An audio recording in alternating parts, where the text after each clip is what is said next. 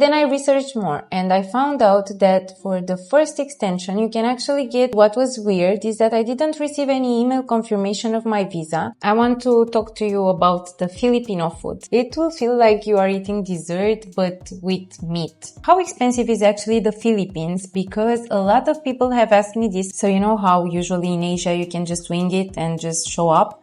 Well, here in the Philippines, you don't do that. You need to plan in advance. Another popular destination that I'm pretty sure you're curious to know the prices of is El Nido.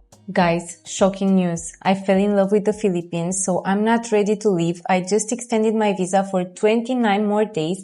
And since I know that it's not hard to fall in love with this country, I thought I should make this video to help you do the same in case you want to extend. And I want to let you know that it's not hard at all. But before I tell you how, let me tell you why. Well, what drew us here in the Philippines for the first time were the amazing landscapes that you see everywhere on the internet, and those are true, those are real. We loved El Nido, we enjoyed Bohol, we did the tours, we checked the most impressive things, and we're glad we did. But then we found this amazing island that we're on right now, which just fits our vibe. The people here are super friendly, we already have some friends here on the island, the prices are affordable, it's laid back, yet you find everything you want here. So restaurants, bars, cafes, nightlife, but during the day it's super chill, super quiet. The nature is amazing. I actually made a video from Siquijor. It's a 2-day exploration with all the best things to do on the island. But let me tell you that there are many more.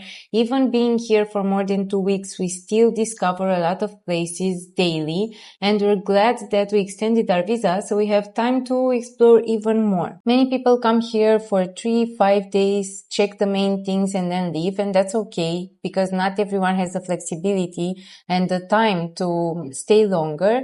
But for us, it feels like we found a hidden gem and we don't want to leave too soon. So that's why. By the way, before we dig into how we extended the visa, I want to tell you to stay until the end because I want to share with you 10 tips, 10 important things you need to know before coming to the Philippines because I've been here for more than 1 month. First thing that I want to tell you about the process of extending the visa is that what I'm telling you right now applies for the people with citizenships that get 30 days visa free when they arrive here in the Philippines. This applies to many European countries and I think for some Asian countries as well, but you need to check that before. So me as a Romanian, when I arrived into the country, I got 30 days visa on my passport without paying anything, without completing any visa form, and I was able to stay here and relax for 30 days, but that was not enough. And then 7 days before of my expiration date, I decided to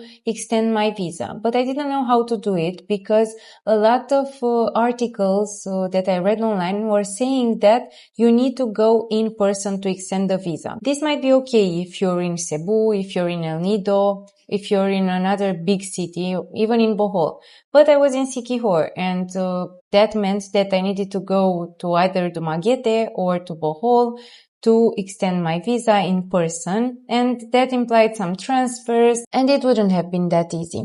But then I researched more and I found out that for the first extension you can actually get 29 more days, and it's a process called visa waiver, for which you pay around $57 and you can do that online. The first extension you can do online. I don't know exactly about the other ones.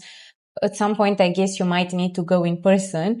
But for the first 29 days, it was super easy. So I entered this website and the first thing you need to do is to create an account. They will ask for some data. And then you go to the visa waiver page, complete other details, pay, and then your application will be pending. Now, they were saying it will get up to 5 days to receive a confirmation. And actually, when I applied, because it was Friday, I think, I was super nervous because I did not have enough time in case my visa would have been extended after 5 days.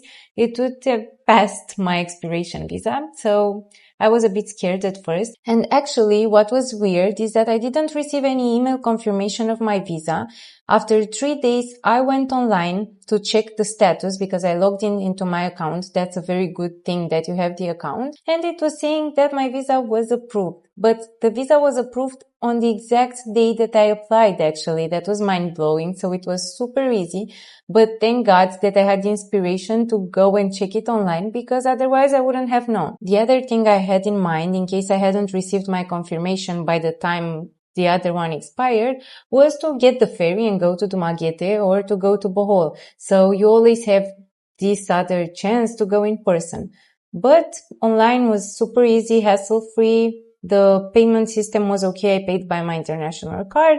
So, very good, Philippines. I really hope this helped you. In case you have any other questions, please let me know and I will answer you if I know the answer to them.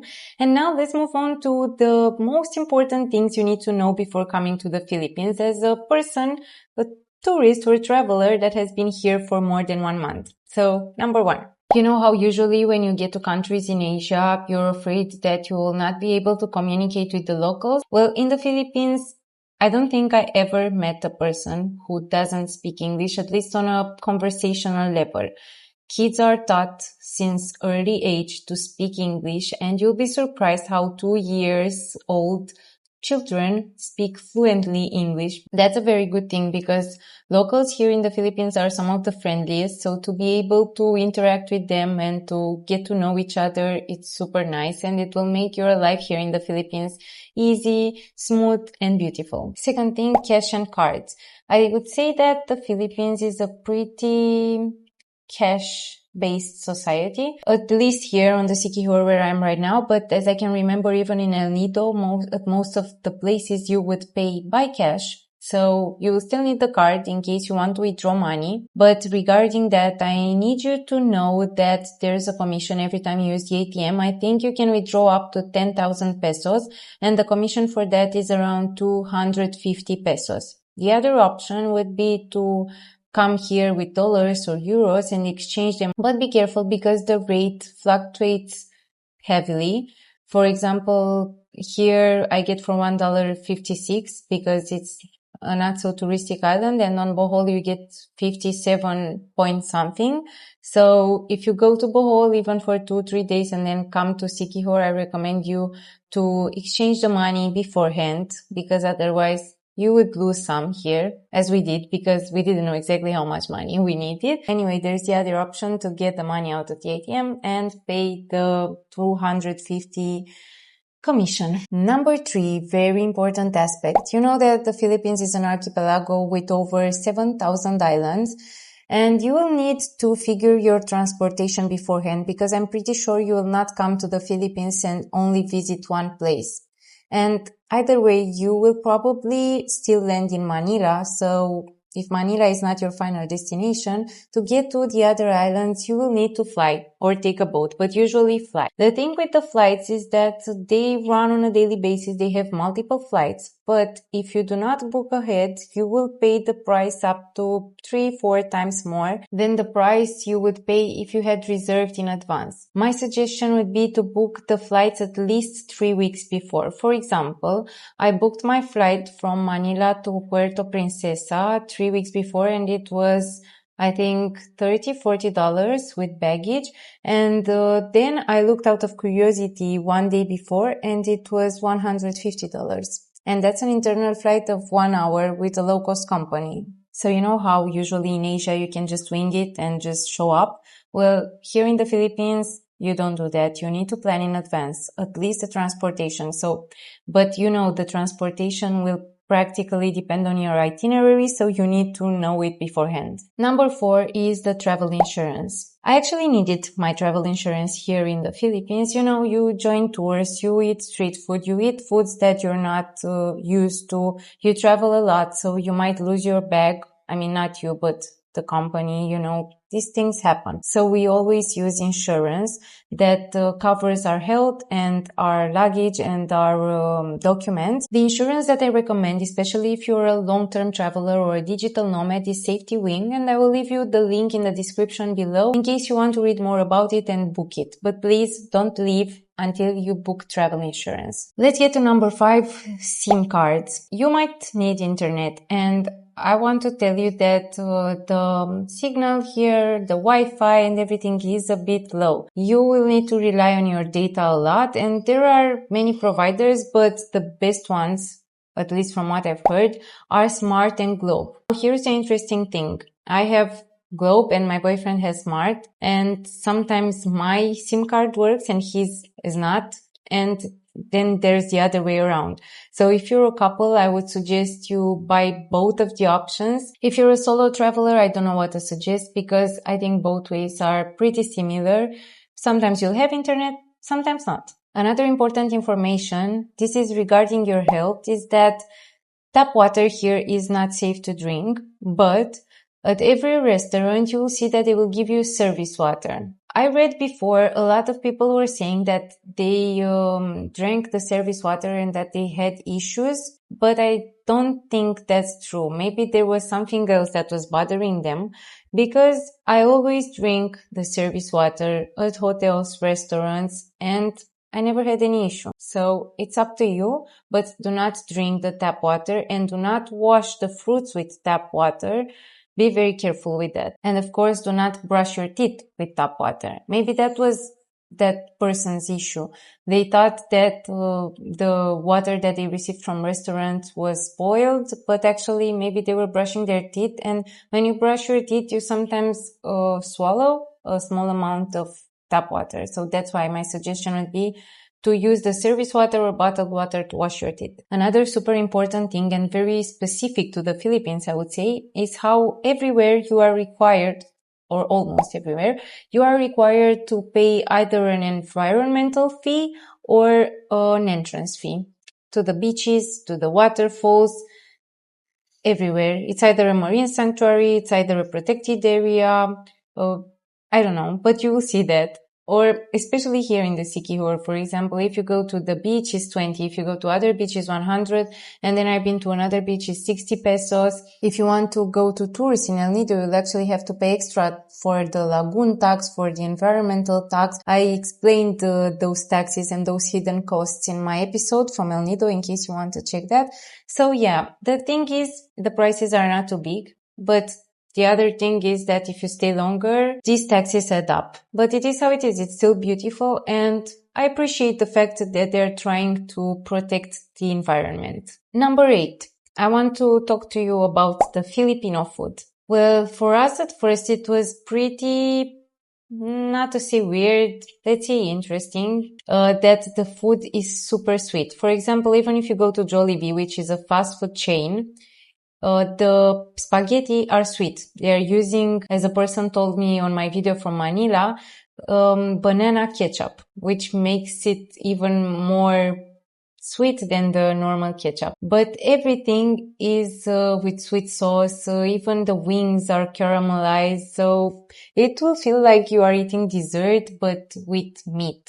Or I don't know how to say. But then we started to like it. We found out that we love the barbecue, we love the lechon. There are many options in the Filipino food, but actually in places like El Nido or here in Siquijor or in Bohol, you will find that they have many other cuisines. They are open to other cuisines. So you'll find Thai restaurants, Korean restaurants, even Japanese, every type of Asian and even Western foods. For example, we've eaten a lot of pizza here on Siquijor and it's pretty good and not expensive. So you have options, but if you dislike sweet food, you probably not get along too well with the Filipino food. Now I want to talk to you about the weather. This is a very important aspect because the typhoon season here in the Philippines is real. I'm pretty sure you heard on the news that there are typhoons hitting Philippines every year. And this usually happens from June to November, but I would suggest to leave the trip until at least December because actually last year we wanted to come, but there was still the typhoon season even in December, so we couldn't come. So I think safest bet would be starting from January. For example, now it's April and it's not too windy. The weather is actually perfect. It rains for 5-10 minutes during the day and maybe more during the night, but you do not know because you're sleeping. So it's just perfect right now. If you can come during March or April, I would say it's a perfect time. And now the last important thing I want to tell you about the Philippines is about the money. How expensive is actually the Philippines? Because a lot of people have asked me this. Apparently, everyone thinks that the Philippines is super expensive. But is it? So for example, I just did the math, and me and Alex, both of us, for a month here in Siquijor, are paying less than $1,000 or euros per month. This including transportation, because we have a scooter rented. But the thing is that the more you stay, the more you can negotiate, including the accommodation, of course, which is around $15 to $22 per night. Food, going out, I will give you some examples of the prices now, okay? So I told you the accommodation might be between $15 to $22. I'm talking about budget accommodations, but with AC, with Wi-Fi, with private bathroom. But let's go to the food. If you eat street food, for example, one barbecue skewer is 10 pesos, which is, I don't know, less than 20 cents. If you want to go to a budget restaurant, one meal would be around 150 to 250 pesos per person, but that is a big portion. And please, if you're interested in restaurants for Siquijor restaurant recommendation, I would gladly offer them to you. So just ask, because I don't know if you're interested. So that is about the food. And then if you want to go out, a cocktail in a very nice spot that we just discovered last night, for example, on the bridge here in Siquijor with the view of the sunset, is 100, 150. Now, of course, if you want to visit the most popular attractions here on Siquijor, as I told you, you will also need to pay the entrance fees to the beach, which is around 20 to 100 pesos, or to waterfalls, 50 pesos, something like that. Now, this is the budget for Siquijor, but as I told you, this island is more laid back, less developed, not so touristy. On the other island, not too far from here, just 2 hours by ferry, Bohol, which even has an airport and is super, super popular and touristic, especially among Korean travelers because they have super cheap flights from Korea. I'm super envious. The prices are around 2 times higher than here. We were still able to find some budget restaurants, budget accommodations where we were paying only 10% more than here on the island of Siquijor, but it's a bit more difficult to do the research and to find those ones. So it is how it is. If you're staying just 2-3 days, it's okay. It won't increase your costs so much. But if you're looking for a place to stay longer, I would suggest you to look for more undeveloped islands. Another popular destination that I'm pretty sure you're curious to know the prices of is El Nido. And I think El Nido in terms of cost is pretty similar to Bohol. But I think in El Nido there are even lesser options of budget accommodations and budget restaurants. And the most expensive aspect during our trip to El Nido that raised our budget was actually the food, because it's really hard to find a local Filipino restaurant. It's full of Western restaurants where you'll pay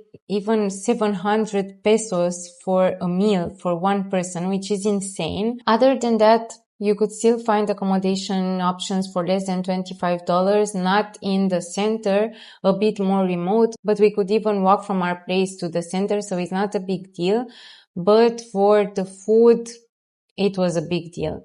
At least the tours are pretty affordable, so around 1,200 pesos for a tour with the boat, very beautiful, with food included, but also, as I mentioned before, with some hidden taxes, such as lagoon fee, environmental fee, but I told you this is life in the Philippines. So anyway, I wouldn't say that the Philippines is expensive, but it depends a lot on your destinations. You need to be careful. You need to plan ahead, book the tickets ahead for the airplane, look for budget accommodations, search on Booking, on Agoda. I can also give you some recommendations. So just ask me if you're interested. And even if it was expensive, I can assure you that it's worth it. So thank you so much for watching. I hope this video helped you either with the visa extension process or with these 10 tips. If it did help you, please let me know. If you have any more questions, don't forget to leave a comment, and don't forget to check my other episodes from the Philippines, because I visited Manila, El Nido, Bohol, and I will share with you my experience here on Siquijor and why I love it so much. Thank you, and I'll see you in another episode. Bye.